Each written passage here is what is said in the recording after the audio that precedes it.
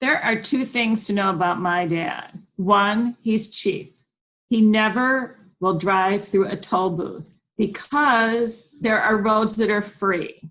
So even to this day, having grown up with him, when I go through a toll booth, I have buyer's remorse, although I do get there faster. Two is he never paid retail for anything. And he's legendary at the Lexus dealership for being kicked off the lot for bargaining on cars so hard that they got so annoyed with him. And he was just so relentless, like a terrier on a pant leg, that they just asked him never to come back. He's probably the only person in the entire country who's ever been asked to not return to a car dealership. I know no one is, they can't wait to get you in, no less who's kicking you out.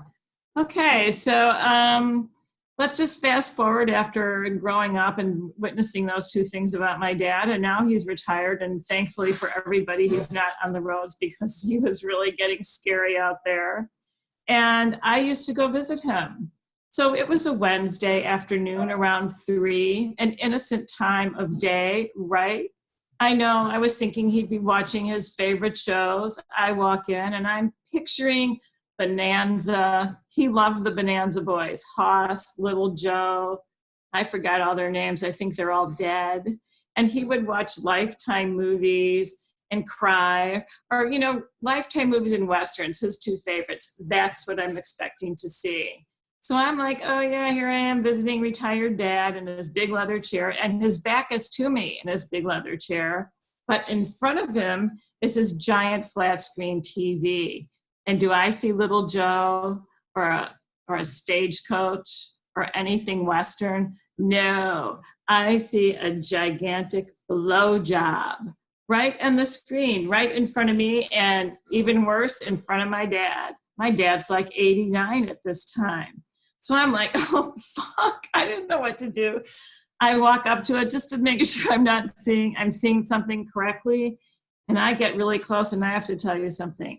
That's the closest I had been to a blowjob in quite a while. And I'm going to tell you why, as long as I'm out here. Because it's humid down there. It's just a bad place to be. It's humid. My straight hair that I paid $250 for gets all curly.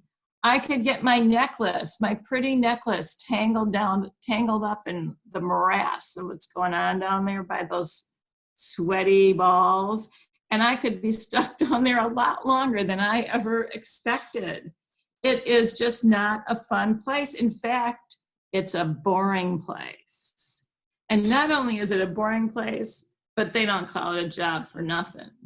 But I digress. And that ran through my head for a minute as I shook myself back into reality, and I looked over, and there's my dad. Now, subsequently, he's dropped the clicker. He's trying to get it off the screen with the clickers, and I think I might have blacked out just out of a shock, because I have to tell you, I've had a lot of therapy in my life, but we've never covered this. I think Freud was a misogynist. I mean, we never got as far as, what if when you're middle age, you get your dad watching porn? Never came up as a subject.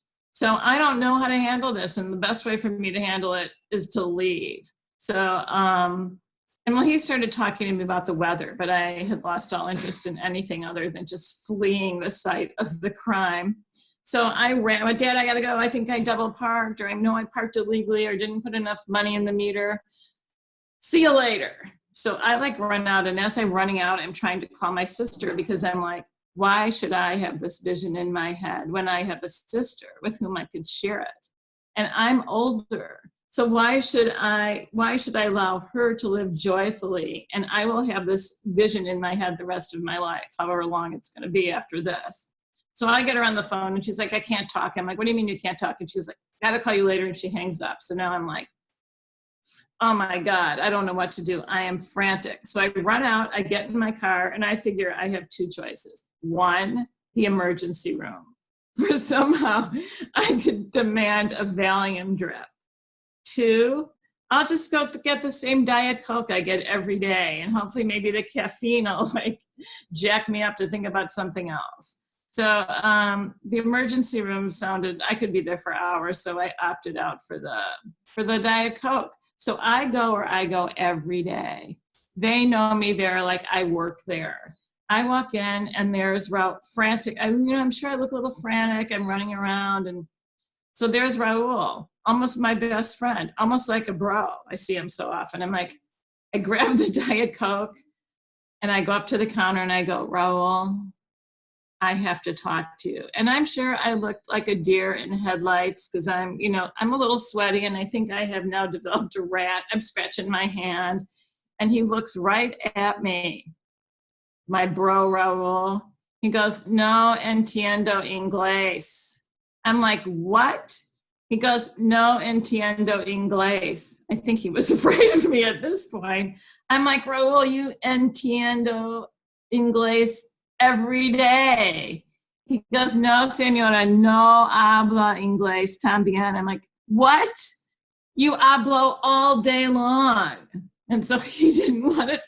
Oh my God, it was tragic. So I drag my sorry self and my Diet Coke outside, and there, tied to the bike rack, is a golden retriever. And any of you who have had a golden retriever just know how loving they are and what good listeners they are. So I decided that I would tell my story to this doe-eyed golden retriever. So I sit down next to him on the bike rack and I tell him the whole story. It just was catharsis at that point. And when I got up, I knew he understood every word I said because he humped my leg. So there are 3 things that I know about my dad. 1, he's cheap. 2, he never pays retail for anything. 3, he watches porn. And there's one thing you now know about me. I don't like to give a blowjob.